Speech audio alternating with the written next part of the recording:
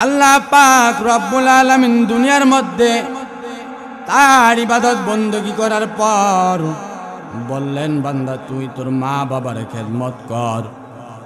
কারণ মা বাবা দুনিয়াতে সন্তান যখন জন্ম নেয় 10 মাস 10 দিন মা কষ্ট করে সন্তানকে পেটের মধ্যে রাখিয়া মা সন্তানকে দুনিয়া দেখায়। এই দুনিয়ার সূর্য চন্দ্র তারা গ্রহ নক্ষত্র দুনিয়ার সব কিছু মা সন্তানকে দেখায়া দেয়। আমার আল্লাহ পাক রব্বুল আলামিন ওই মাকে কেমন ধৈর্য দিয়েছিলেন। ও আমার পদ্মার অন্তরের আম্মা গো, ও আমার যুবক ভাইরা, গভীর মনোযোগ দিয়ে শোনেন। মা 10 মাস 10 দিন আপনাকে পেটের মধ্যে রাখছে, কোনোদিন বিরক্ত বোধ করে নাই, কোনোদিন কষ্ট পায় নাই। মা আপনাকে পেটে নিয়ে ডান দিকে ফিরা শুইছে, কষ্ট পায় নাই, বাম দিকে ফিরতে কষ্ট পাইছে, কিন্তু সন্তানকে কোনোদিন কষ্ট দেয় নাই। কিন্তু সন্তান যখন বড় হয়ে যায়, এই দুনিয়ার মধ্যে যখন সন্তান ফ্ল্যাটের মালিক হয়ে যায়, টাকা পয়সার মালিক হয়ে যায়, বাড়ি গাড়ির মালিক হয়ে যায়, সন্তান আর মাকে চিনে না, মাকে ঘর থেকে বের করে দেয়, বৃদ্ধাশ্রমে নিয়ে রেখে আসে। এমন সন্তান আমাদের সমাজে আছে নাকি নাই? ও আমার পদ্মার অন্তরের আম্মাজিরা, যেই মাকে কষ্ট দাও, ওই মা তুমি দুনিয়ায় আসার আগে আমার আল্লাহর দরবারে সাজদায় পড়িয়া কান্না করতো, আল্লাহ আমার একটা সন্তান দেন, একটার সন্তান দান করেন আল্লাহ। আজ তুমি সন্তান বড় হইয়া ওই মাকে ঘর থেকে বের করে দাও, তোমার কি লজ্জা না করেন সন্তান? কারণ আল্লাহ বললেন, ইম্মা ইয়াবলুগান্না ইনদাকাল কিবারু আহাদুহুমা আও কিলাহুমা ফালা তাকুল লাহুমা উফিন ওয়ালা তানহারহুমা ওয়া কুল লাহুমা কাওলান কারীমা। আল্লাহ পাক রব্বুল আলামিন বলেন, এ দুনিয়ার মানুষ, দুনিয়ার মধ্যে তুমি তোমার মাকে এবং তোমার বাবাকে, এই দুইজন উভয়কে তুমি যাকে পাও তাদের সাথে ভালো ব্যবহার করো। আর যদি তাদের সাথে তুমি বেয়াদবি করো, জেনে রেখো দুনিয়ার মধ্যে আমি আল্লাহ এর ফল তোমাকে দেখায়া দিব। হাদিসের মধ্যে এমন ভাষা এসেছে, যখন বাবা বৃদ্ধ হয়েছে, সন্তান বাবাকে পিটতে পিটতে পিটতে পিটতে রাস্তার কিনারে নিয়ে যায়। যখন ওই সন্তান বাবা হয়, ওই সন্তান যখন বাবা হয়, তার সন্তান তাকে পিটতে পিটতে রাস্তার কিনারে নেয়। ও আমার দুনিয়ার মানুষ, যদি এমন কথা হাদিসের মধ্যে বলে থাকে, আল্লাহর পয়গম্বরের হাদিস সত্য কি না মিথ্যা? যদি আল্লাহর পয়গম্বরের হাদিস সত্য হয়ে থাকে, আমরা শুধরাইতে হবে। কারণ আল্লাহর পয়গম্বরের হাদিস কোনোদিন মিথ্যা হতে পারে না। কথা কোন ঠিক কিনা? কারণ মার খেদমত এত বড় নিয়ামত। ওই আমানের জমিনে এক যুবক ছিল, হতে পারে আপনারা তাকে চিনতে পারেন, নাম শুনছেন, হযরত ওয়াশকুরুনি, যিনি সাহাবীদের সময় জন্ম নিয়েও সাহাবী হওয়ার যোগ্য লাভ করতে পারেন নাই। কারণ ওই ওয়াশকুরুনি পাগলা, কেমন পাগল ছিল মায়ের। ওই ওয়াশকুরুনি পাগলা আল্লাহর পয়গম্বরের দরবারে চিঠি পাঠাইছিলেন, হে আল্লাহর পয়গম্বর, আমার মা ঘরের মধ্যে অসুস্থ, আমি আমার মার খেদমতে থাকবো নাকি আপনার খেদমতে আসবো? যদি ওয়াশকুরুনি পাগলা আমার নবীর খেদমতে যাইতেন, তাইলে অস্কুরুনি পাগলা সাহাবী হওয়ার যোগ্য লাভ করতেন। জোরে জোরে কোন সুবহানাল্লাহ। ওই অস্কুরুনি পাগলা নবীর খেদমতে যাওয়ার আগে চিঠি পাঠানো হয়েছিল নবীর কাছে। আমার আল্লাহর পয়গম্বর চিঠির উত্তর পাঠাইলেন, অস্কুরুনি তুমি ইয়ামান থেকে আমি নবীর দরবারে আসা লাগবে না, তুমি তোমার মার খেদমত করো, তাইলে তুমি আল্লাহর দরবারে বড় দামি হয়ে যাইবা। সুবহানাল্লাহ। ওই অস্কুরুনি পাগলা আল্লাহর পয়গম্বরের কথা অনুযায়ী তিনি তিনার মার খেদমত লেগে গেলেন। তিনার মার খেদমত করতে করতে এক পর্যায়ে তিনার মা দুনিয়া থেকে বিদায় নিয়ে গেল। আল্লাহর পয়গম্বর আমিরুল মুমিনিন খলিফাতুল মুসলিমিন হযরত ওমরকে জানা দেন, রে ওমর, ওই ইয়ামান থেকে একজন যুবক আসবে অস্কুরুনি নামে। যদি ওই অস্কুরুনি মদিনায় আসে, ওই অস্কুরুনি থেকে তুমি তোমার জন্য মাগফিরাতের দোয়া করাইও। আল্লাহর পয়গম্বর এই কথা বললেন। হযরত ওমর আল্লাহর পয়গম্বরের দিকে বললেন, আয়া রাসূলুল্লাহ, ইয়া হাবিবাল্লাহ, নবী গো, ওই অস্কুরুনি কে?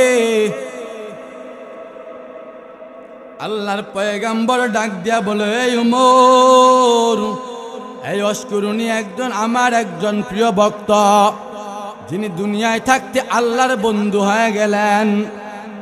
তখন বলল, ঠিক আছে ইয়া রাসূলুল্লাহ। হঠাৎ করে নবী যখন মৃত্যুর পূর্বে এই কথা বলে গেলেন ওমরের কাছে, নবী যখন ইন্তেকালের পর ইয়ামান থেকে একদল কাফেলা আসলো। ওই কাফেলা যখন মদিনায় প্রবেশ করলো,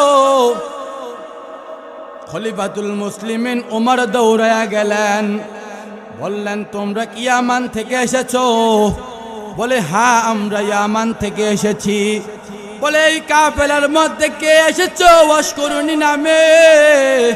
তখন বলে, না, এখানে অস্কুরুনি নামের কেউ নাই। তখন বলতেছে, তখন চলিয়া গেল। যখন আর একদল আসলো, আবার খলিফাতুল মুসলিমিন দৌড়ায়া মদিনার জমিনে আসলেন। কে আছো অস্কুরুনি নামে? দেখে এখানে কেউ নাই। এমন করে একদিন খলিফাতুল মুসলিমিন ওই মদিনার জমিন থেকে আওয়াজ আসলো, খলিফাতুল মুসলিমিন, আপনি যে অস্কুরুনি নামে লোককে খুঁজতেছেন, ওই অস্কুরুনি পাগলা তো মদিনার জমিনে এসেছে। খলিফাতুল মুসলিমিন দৌড়ায়া যায়, আর যা ডাক দিয়া বলে, কে আছো অস্কুরুনি নামে? তখন অস্কুরুনি বলে, আমি অস্কুরুনি। এই কথা শোনার পর বলে, আপনি আমার জন্য একটু মাগফিরাতের দোয়া করেন। বলেন না আল্লাহু আকবার। ওই অস্কুরুনি পাগলা ডাক দিয়া বলে, খলিফাতুল মুসলিমিন, আপনি আল্লাহর পয়গম্বরের জলিলুল কদর সাহাবী, আপনি কেন আমার কাছে দোয়া চান? খলিফাতুল মুসলিমিন। তখন খলিফাতুল মুসলিমিন ডাক দিয়া বলে, ওই ইয়ামানের যুবক আল্লাহর পয়গম্বর আমাকে বলে গিয়েছে, যদি ইয়ামান থেকে অস্কুরুনি নামে কেউ আসে, ওই তার কাছে তুমি মাগফিরাতের দোয়া চাইও রে ওমর। ওই খলিফাতুল মুসলিমিন এই কথা বলিয়া কান্না করে বলে, আপনি আমার জন্য মাগফিরাতের দোয়া করেন। ওই অস্কুরুনি হাত তুলিয়া আল্লাহর দরবারে দোয়া করলেন।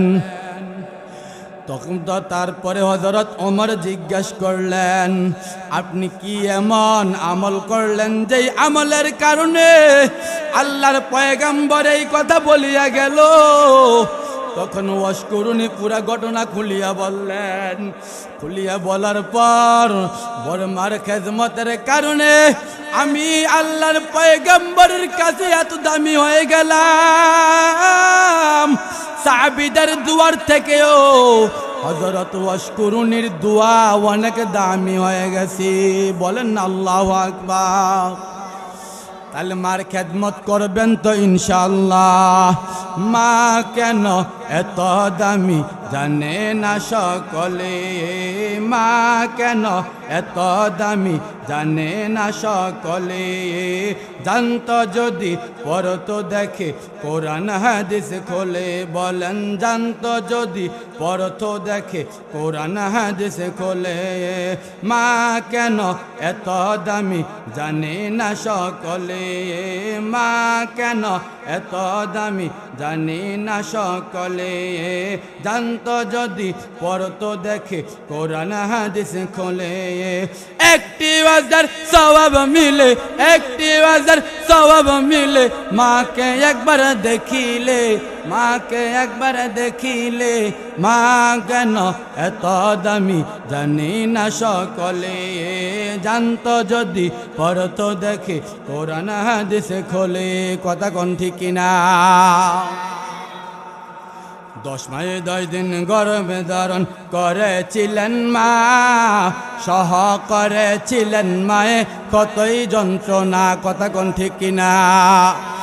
এই যুবক ভাইরা জুলে বলেন, মা 10 মাস 10 দিন পেটে রাখছে, কষ্ট হয়েছে কি হয়েছে না? কথা বলেন, হয়েছে কি হয়েছে না? কত মা সন্তান জন্ম দিতে যাইয়া মৃত্যুবরণ করছে। কথা কোন ঠিক কিনা? 10 মাস 10 দিন গর্ভধারণ করেছিলেন মা, সহ করেছিলেন মায়ে শতই যন্ত্রণা। সেই মাকে কষ্ট দিলে, সেই মাকে কষ্ট দিলে আল্লাহর আরশ ডলে। মা কেন এত দামি জানে না সকলে। জানতো যদি পড়তো দেখে কোরআন হাদিস খোলে। মা কেন এত দামি জানে না সকলে।